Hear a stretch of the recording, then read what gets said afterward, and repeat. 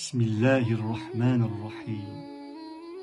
İnna enzelnahu fi leyletil qadr. Ve ma edrake ma leyletul qadr. Leyletul qadri hayrun min elfi şehr. Tenezzelul melâiketu ve'r-ruhu fîhâ biizni rabbihim min kulli emrin selam. Hiye hatta madla'il fecr. Sadakallahul azim. Kur'an-ı Kerim Azimüşşan indirildiği 1000 aydan daha hayırlı gece olan bu Kadir Gecesi'ne bizleri kavuşturan Rabbimize hamdolsun.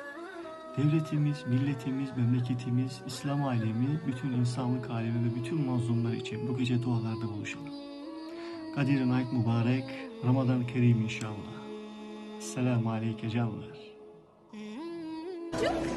Çocuk. Bismillah. I know some things like buyruk silindir bey. Buyruk silindir bey. Buyruk silindir bey. Ha.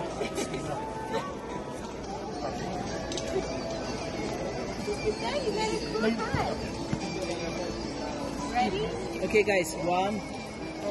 Yeah, it's okay. It's okay.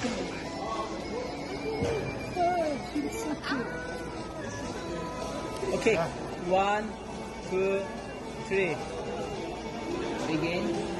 1, 2. Dil Pakistan. Dil Pakistan, Can Türkiye. Dil Pakistan, Can Türkiye. Eyvallah.